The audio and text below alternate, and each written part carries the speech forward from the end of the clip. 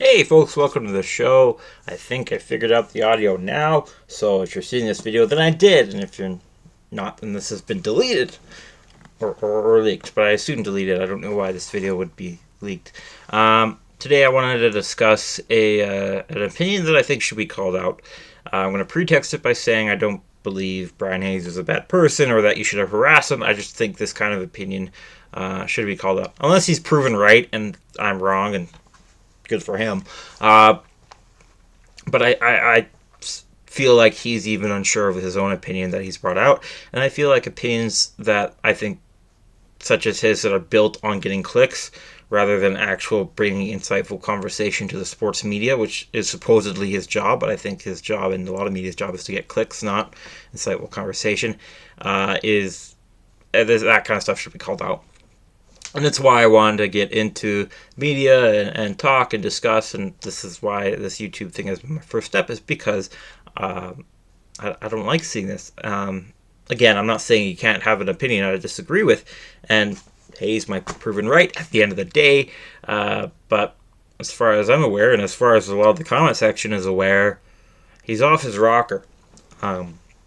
So let's let him get into it. He's talking about the ever controversial coaching styles of John Tortarella, and I don't think they add up. And I think he knows that deep down inside too. So let's get right into it.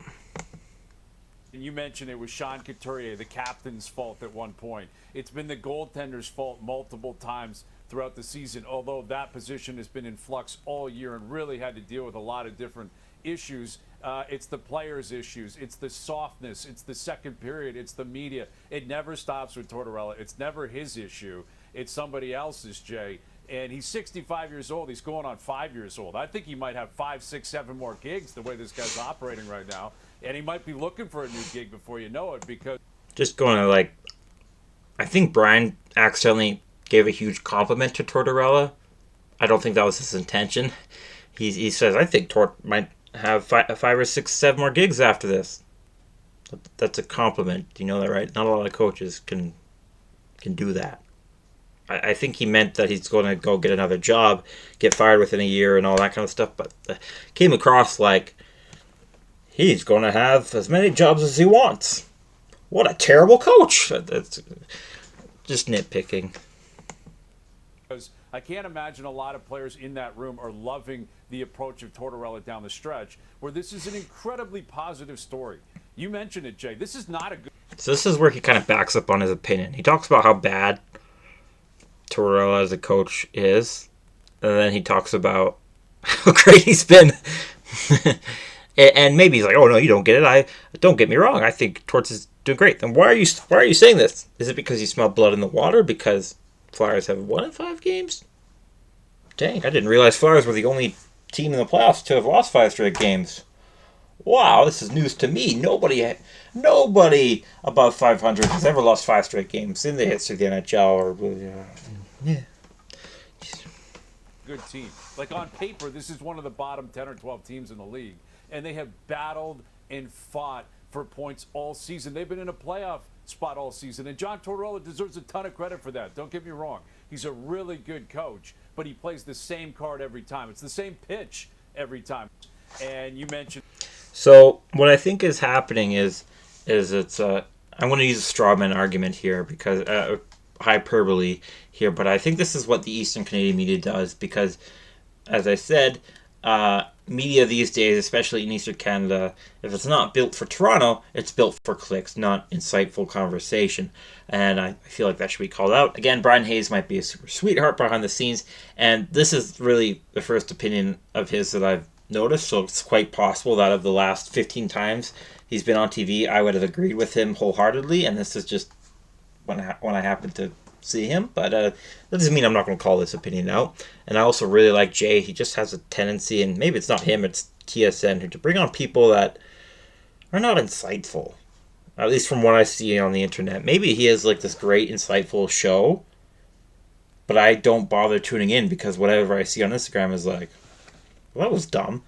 Anyways, what I think Brian Hayes is doing, this is something I think Andrew Berkshire did, and a lot of media people do, is here's the hyperbole I'm going to use this. They'll say, Wayne Gretzky is not the best player of all time. He should not be considered that. It's quite rude that people always say Wayne Gretzky is the greatest hockey player of all time. Now, don't get me wrong. He has over 60 NHL records. He did this many things that nobody else has ever done or has since done. He leads the NHL in this, that, and that. But he's not the greatest player of all time. What are you talking about? They'll say their opinion, and then instead of backing it up, they'll talk about how wrong they are unintentionally, and then reaffirm their opinion. So again, you're talking about how Tortarella never takes responsibility, and the Flyers are tired of him, and all this kind of stuff. And then he talks about Tortarella's a great coach. Don't get me wrong, he deserves credit. And then he goes back to saying, and I wouldn't be surprised if he's not hired next year. What are you talking about? Of course he's going to be behind the bench next year. We can absolutely talk about the lifespan of NHL coaches and Tortarella in particular, but after this year, when him and everyone else would say, yeah, I feel he should have been a bottom 12 team this year and are competing for a playoff spot, he's done quite well. He's going to be behind the bench unless him and Couture get in a fist fight. I think Tortorella is going to be there next year. I think there'd have to be something pretty crazy and unlikely to happen event for him to not be there next year. So let's start with his opinion. He smells blood in the water, as you can see on one of the graphics that they had during the interview pop up. Is Flyers have not won five or have lost 5 straight games, and so media smells blood in the water, and so they want to come up with a reason why. And I think the hockey guy here on YouTube had nailed it. He talks about how he feels like it's Philly's style. They work so hard game in and game out that it just wears them down, and it doesn't prepare them for a tough playoffs. It makes them weaker and less ability to handle that because they don't got much left in the tank. And I agree. I think that's the reason why we're seeing this drought and all that kind of stuff for the Flyers. Excuse me. Still a great season for the Flyers, but relative to expectations. But that's what I think is true. And again, maybe we're both proven wrong and Brian Hayes was right all along. But I until then, I think he's off his rocker. Instead, he suggests that it's because Tortorella does not take responsibility for anything. Is how it sounds. Maybe that's not what he meant, but that's how it sounds. It's always somebody else's fault. One, I think Tortorella does take responsibility for things. I think I'm a huge believer in taking responsibility, even when you're not the first person who deserves blame, or second or third. I think you should always find reasons to take responsibility so that you can improve yourself. And I think if you manage to be a talented player, or in this case a coach, at any level, let alone the frickin' NHL, you understand that to a degree. So why does Tortorella have so many sound bites of him blaming a goalie or a player or any of that? Because media, people like you, Brian Hayes, ask him to.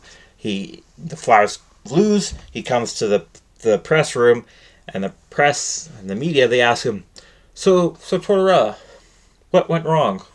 Tortorella says what went wrong because he calls a spade, and he'll tell you. He's not going to sugarcoat it. If a guy was -6 on a night, he's not going to say, he tried his best. He's going to say, he was -6. He was terrible. He sucks. That was childish. He's not going to sugarcoat it. So the media asks him what went wrong. Back to the story I'm saying. Media asks him what went wrong. He explains what. Again, calling a spade. And then Brian Hayes and other people are outraged, like, how could he say what went wrong? Because you asked him. And the way he is he's not going to sugarcoat it. He's not going to lie. He's going to tell you what he sees. And I and many other people fully respect that.